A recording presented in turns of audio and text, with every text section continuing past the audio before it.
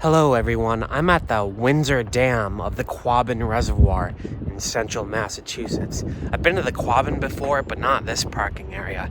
It's a huge body of water. This is called the East Gate area. Right here I'm walking across the biggest dam in Mass, over a half-mile long, holds back pretty much the entire reservoir. It's huge. In case you're wondering who the dam is named after, it's named after Frank E. Winsor, the chief engineer of this dam and the Quabbin project.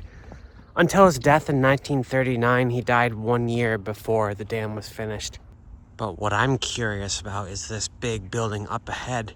It says it should be open. Let's see what's inside. Okay, it's an old building for sure. They have like a museum set up back there and some maps down here.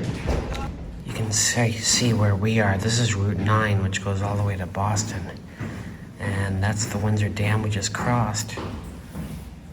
There was a lot of cool history in there. There were 4 towns that were flooded for the Quabbin Reservoir: Dana, Enfield, Prescott, and Greenwich.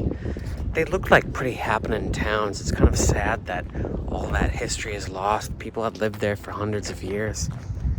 But in a way, it kind of returned the landscape to nature. I mean, what we have now, it's just spectacular. And there's a lookout up ahead called Enfield Lookout.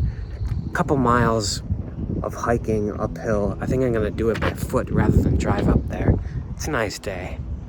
Anyway, right up ahead before I go up to the tower is the spillway.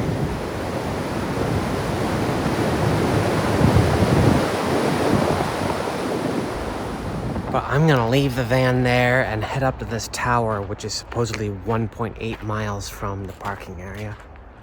A lot of these stone hedgerows you see I'm passing by were remnants of the town that used to be here.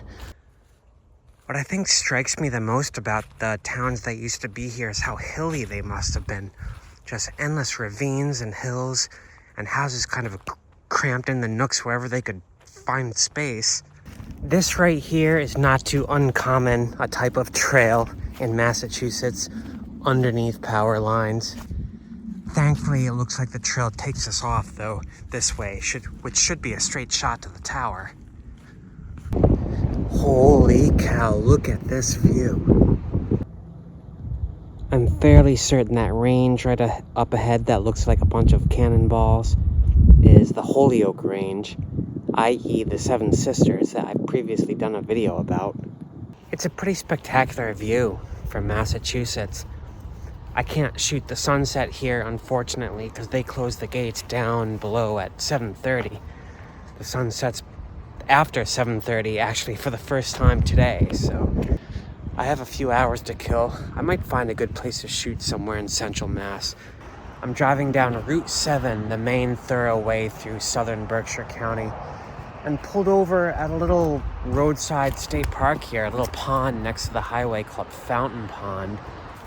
It's in Great Barrington, Mass. Apparently there used to be a street trolley that came up Route 7 connecting the entire county, and it stopped here.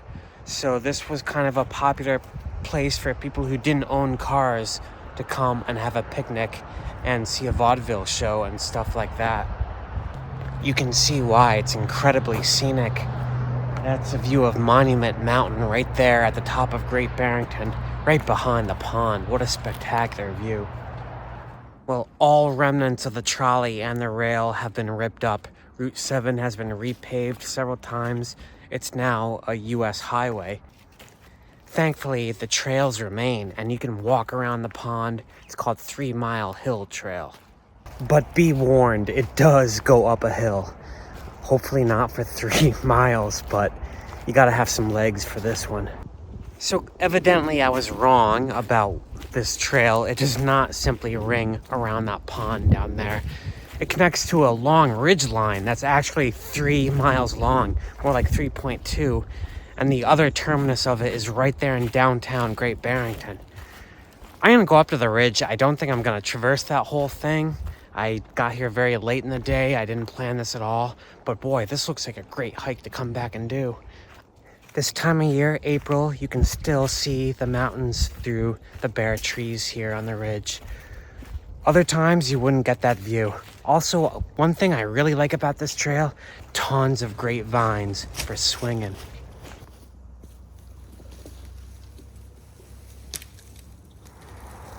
And of course it starts raining on the way down. I guess that's my cue to exit. Still, what a beautiful little state park here. I would really like to come back.